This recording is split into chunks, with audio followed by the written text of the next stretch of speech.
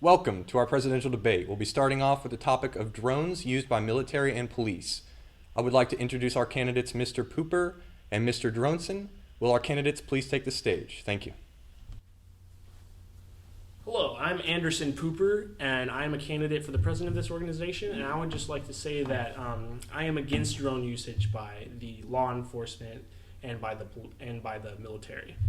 So basically, in recent years, drones have become more and more prevalent in our society. A lot of common citizens now own one or more drones that they just fly for their own enjoyment. Sometimes they have cameras attached, which can then be used to record and share aerial footage. And while most of this usage is harmless, there is a darker side to drone use, and that is weaponization. Basically, weaponized drones can sometimes be completely automated, requiring no pilot whatsoever, and they're capable of wiping out dozens or even hundreds of lives in a single instant. These drones can far too easily be used by government and law enforcement to carry out covert killings if they desire their constituents to be oblivious of their actions. So when viewed through the framework of ethical theory, this technology has really no place in either warfare or the law enforcement. Hello, my name is Jeff Dronson, no relation to Peter Predator Dronson. I will be running for president of this organization. I do support drone use in the military and the police force. Drone use in the military has greatly increased our efficiency and our possibilities of taking out hostile militants. They are very efficient, very precise, and has just greatly improved our military force with the overall abilities of safety for the pilots, the effectiveness of the drone strikes and how precise you can be, and as well as the other surveillance uses that they have in the military. When it comes to the police force, their possibilities are basically endless when helping out with our law enforcers. They can use them for help and rescue, barricaded situations, and very rarely surveillance situations. Thank you. This question is for Mr. Dronson. Drones have been used extensively in the war on terror in countries like Afghanistan, Pakistan, Yemen, Somalia, Iraq, Algeria, and Libya, as well as a few other countries that the government has kept classified. People have mixed views on the effectiveness of drones in the drone campaign. What are your views on the drones in this instance, and can you go into detail of what they have to accomplish?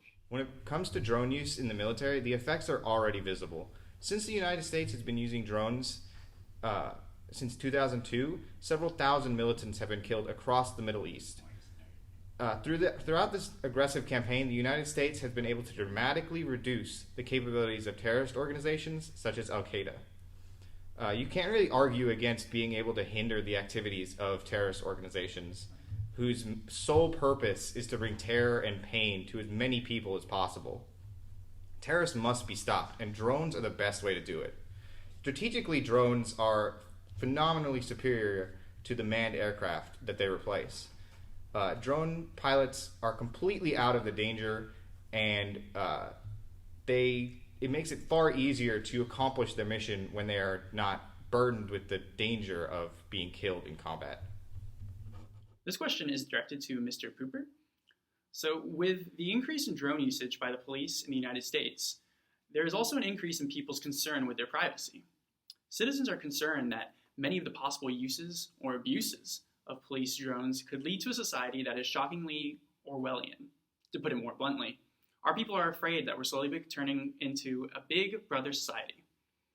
These concerns come from the fact that drone surveillance technology is becoming so advanced with features like high-powered zoom lenses, night vision, and an overall decreased size. Although citizens of the United States have a right to privacy under the Fourth Amendment, there are some policy vacuums that might not protect them from police drone surveillance. Could you further elaborate on some of these reasons that concern our citizens? It's an excellent question. Thank you for that. So a recent poll taken in 2013 shows that about 58% of people feel that local police departments using drones for law enforcement is quote-unquote going too far. Now, this clearly shows that the public is concerned about their privacy when it comes to drone use from these groups. Additionally, Kevin Baker of the ALCU believes that drones have an enormous capacity to intrude upon personal privacy in a way that no technology currently or in the past has ever allowed. Police drones can surveil people without warrants in many states, and there often aren't many restrictions to how long any pictures or videos they record can be stored by the law enforcement agencies. So basically, there's because of the advances in technology and the speed at which they're advancing, there's a lot of gaps in our policies and laws governing the use of these objects. So we need to be really, really careful whenever making drone technology available to law enforcement groups. This question will go to both candidates, but I'll start off with Mr. Johnson. A major concern with military drone strikes is with their accuracy. There's really no indication of just how many people the drone strikes kill, and such no indication of their actual effectiveness in the war on terror. Can you elaborate on the accuracy of drones and their effectiveness? Drone strikes are actually very accurate and very deliberate. Drones make military personnel safer by keeping them out of direct battles. Drone strikes are cheaper than engaging in ground or aerial battle. President Obama, in his presidential policy guidance released on May 23rd, 2013, established 5 criteria that must be met before lethal action may be taken against a foreign target.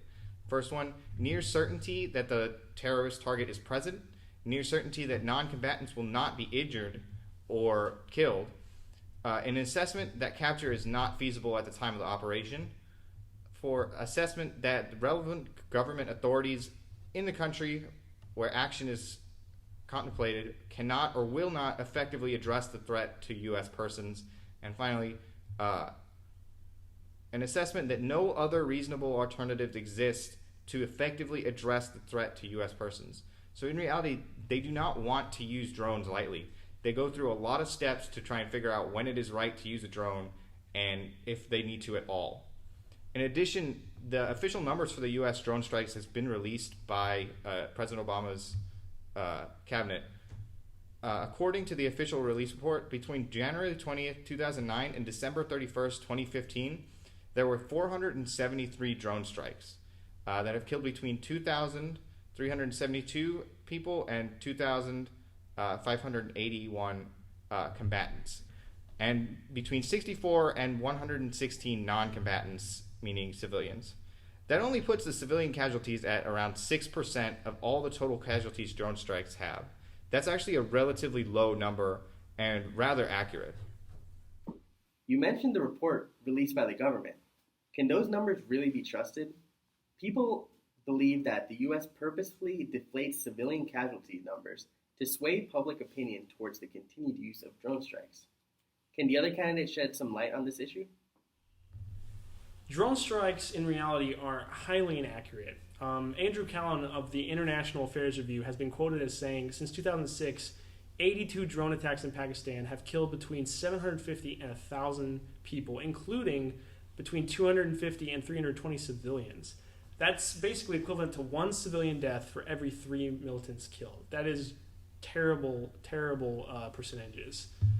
However, a potential issue for this statistic is that the numbers published by the U.S. Could be majorly reduced to hide just how inaccurate these drone strikes are. Basically, Pakistani published casualty numbers are much higher, with 1 drone strike killing 14 Al-Qaeda members and 687 civilians. Britain's Reprieve Human Rights Group has the number at 28 civilian casualties for 1 single terrorist leader.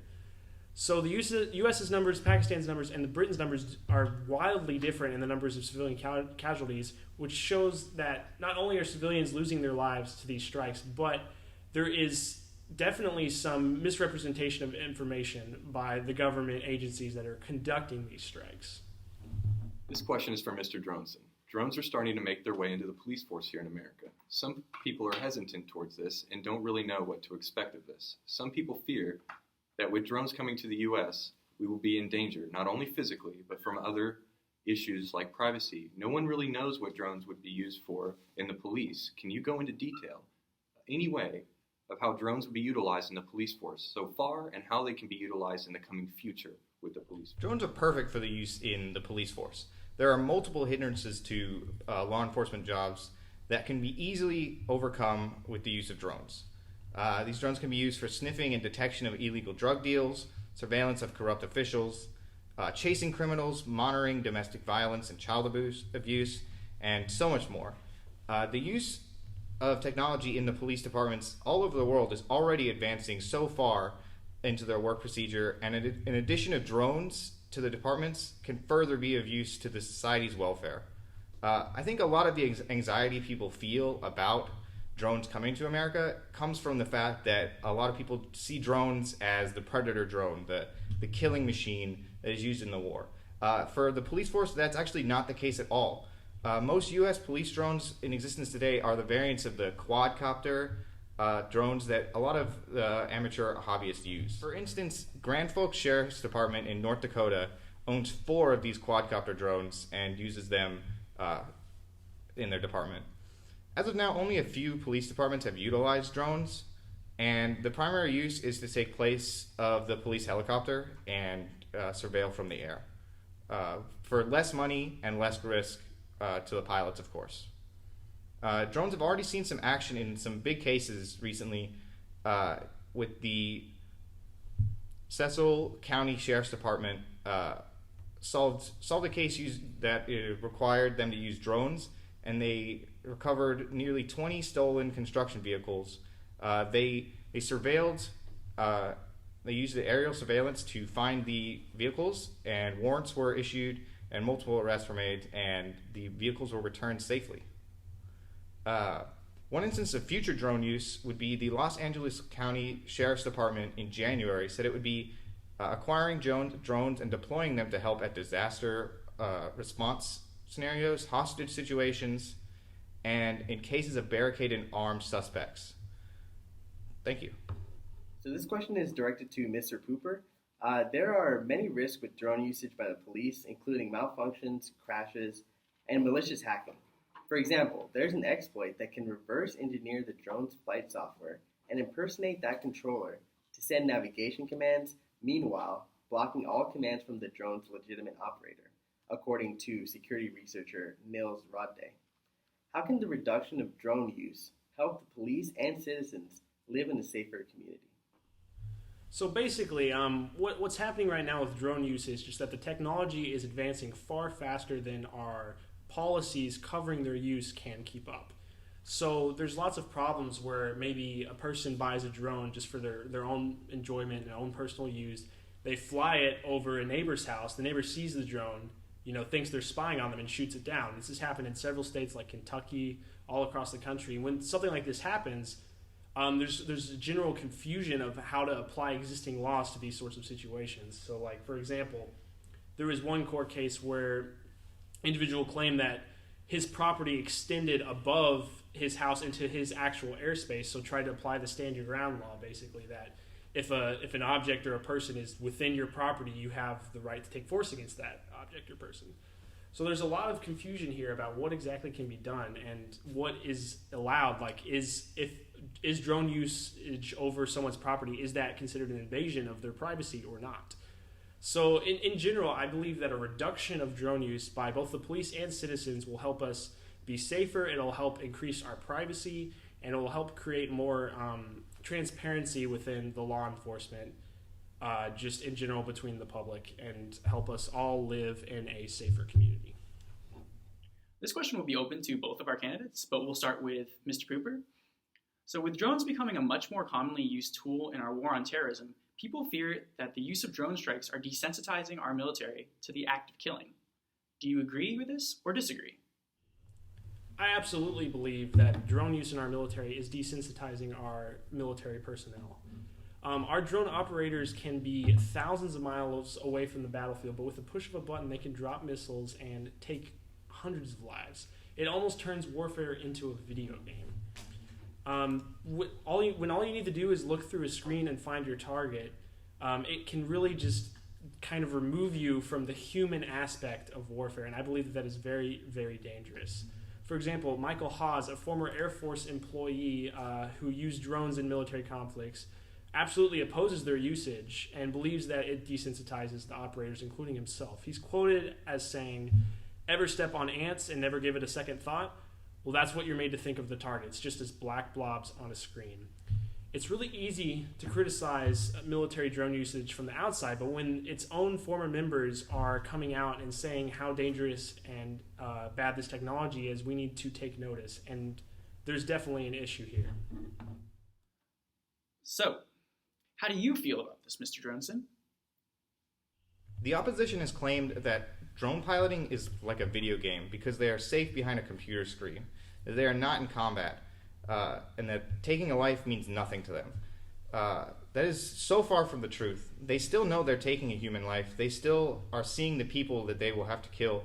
They still pull the trigger. The only difference is that they are safe away from combat. In fact, this situation of desensitizing them to killing has been proven incorrect. According to P.W. Singer, Brookings Institute fellow and author of the 2009 book Wired for War, drone pilots actually face a higher level of combat stress than some soldiers in actual combat do in Afghanistan. In addition, anyone who has ever been in war can tell you that war can never come close to being like a video game. Noah Satchman, a notable journalist who has served in war and has stated in an interview with PBS, no part of war is like a video game. Not even the part of war that has the glowing screens and standing around doing nothing. War can be slow, war can be deliberate, and war can be boring. And war may have very serious consequences to your actions. None of this is true about a video game.